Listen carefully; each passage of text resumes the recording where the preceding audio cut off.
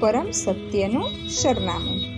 એક દિવસ ભગવાને બધા પ્રાણીઓને બોલાવ્યા, જેમાં મનુષ્યની જાણી જોઈને બાદબાકી કરવામાં આવી, કેમ કે ભગવાન મનુષ્યથી કંઈક છુપાવવા માંગતા હતા. ઈશ્વર પરમ સત્ય મનુષ્યના હાથમાં ન આવે એવું ઈચ્છતા હતા.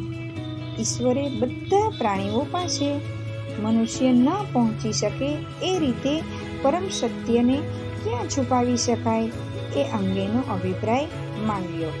બધા પ્રાણીઓએ વિચારવાનું શરૂ કર્યું. સૌથી પહેલા સમડી બોલી, પ્રભુ, પરમ સત્યને તમે મને આપી દો, હું તેને ચાંદ ઉપર જઈને છુપાવી દઈશ. ઈશ્વર મનુષ્યની ક્ષમતાને ઓળખતા હતા, તેથી કહ્યું, ના ના, ચાંદ પર પહોંચવું કંઈ મુશ્કેલ નથી. આજે નહીં તો કાલે મનુષ્ય ત્યાં પહોંચી જ જશે. પછી માછલીએ કહ્યું, હું તેને સાગરના પેટાળમાં જઈને સંતાડી દઉં છું.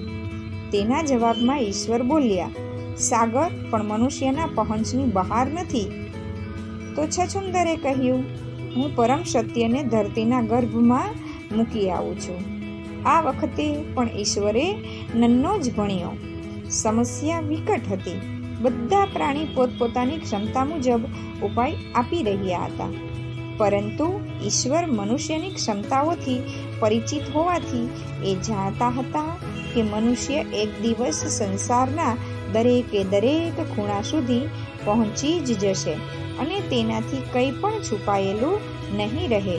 જ્યારે બધાએ પોતાના હથિયાર હેઠા મૂકી દીધા, ત્યારે એક ઘરડા કાચબાએ પોતાનો અભિપ્રાય આપતા કહ્યું, પરમ સત્યને માણસના હૃદયમાં છુપાવી દેવું જોઈએ, કારણ કે મનુષ્ય એ તરફ ક્યારેય નહીં જુએ.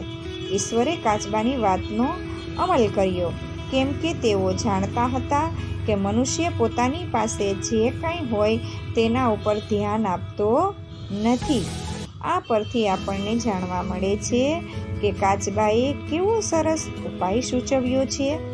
માણસે જાતે બાહ્ય ભૌતિક સુખ અને દેખાવને મહત્વ આપી અને હૃદયના આંતરિક સત્યને ક્યાંય પાછળ છોડી દીધું છે.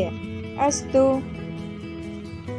અને જો તમને અમારી ચેનલ ગમી હોય તો સબસ્ક્રાઈબ જરૂર કરજો અને બીજાને પણ કરાવજો.